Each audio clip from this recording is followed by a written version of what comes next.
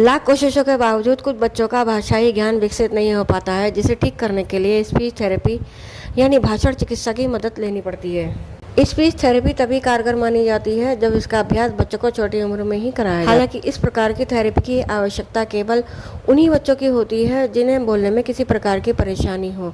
वहीं अगर कोई माता पिता अपने बच्चे की भाषा और संवाद को बेहतर बनाना चाहते हैं तो वो भी घर पर रहकर इस थेरेपी का इस्तेमाल कर सकते हैं। नमस्कार दोस्तों, मैं doctor Milind Sen, senior audiologist and speech therapist, और मैं जो है पिछले 30 वर्षों से विकलांग बच्चों की सेवा में तत्पर हूँ और उन्हें मैं अपनी विभिन्न तरह की सेवाएं दे रहा हूँ।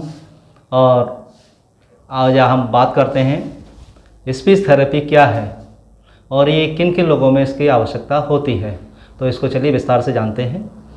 देखिए, स्पीच थेरेपी उन लोगों के लिए होती है जो जन्म से मूक बधिर होते हैं, मानसिक विकलांग होते हैं, सेरेब्रल पाल्सी होती है, ऑटिस्टिक पेशेंट होते हैं, मैंगोलिक होते हैं, या फिर हेमिप्लेजिया जैसे कुछ पक्षाघात हुआ, एक्सीडेंट हुआ या ब्रेन हेमरेज हुआ, उस वजह से उनकी जो है वाणी दोषित हो जाती है और ऐसे में उनको एक स्पीच थेरेपिस्ट की आवश्यकता होती है जिसके माध्यम से दोबारा से वो अपनी भाषा और वाणी को पुनर्जीवित कर सकें।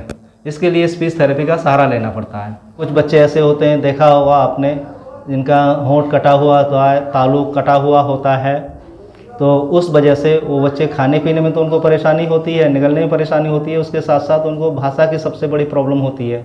वो कहना कुछ चाहते हैं लेकिन उनके पेरेंट्स, माता पिता, परिवार के लोग ठीक से उनकी बात को समझ नहीं पाते हैं। तो ऐसे बच्चों का भी स्पीच थेरेपी के माध्यम से इलाज किया जा सकता है और वो जो है अन्य बच्चों की तरह बोलने लगते हैं। दूसरा, यही समस्याएं बड़ों में भी होती हैं। कुछ बच्चे होते हैं, हकलाते हैं, अटक अटक करके बोलते हैं। उस वजह से बेचारों को बचपन में तो ये है कि सब लोग सोच लेते हैं कि भाई माँ बाप के अभी छोटा बच्चा है, लेकिन वही चीज़ आगे जा कर के बहुत बड़ा रूप धारण कर लेती है। मेरे कैरियर में मैंने ऐसे अनगिनत बच्चों को देखा है, प्रोफेशनल लोगों को देखा है, जिसमें डॉक्टर्स, इंजीनियर्स और आपके टीचर्स, प्रोफेशनल्स की भाषा की वजह से, इस हकलेपन की वजह से उनको जो है मायूसियाँ हाथ लगी हैं।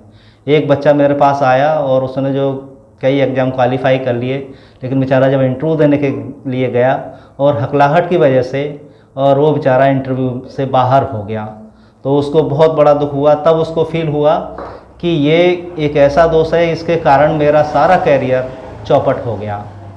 तो हम चाहते हैं, समाज को संदेश देना चाहते हैं कि अगर इस तरह की किसी को समस्याएं हैं, बोलने में किसी भी तरह की डिफॉर्मिटी है, तो निसंकोच होकर के डॉक्टरों से सलाह लें और उनसे उचित इलाज कर पाएँ।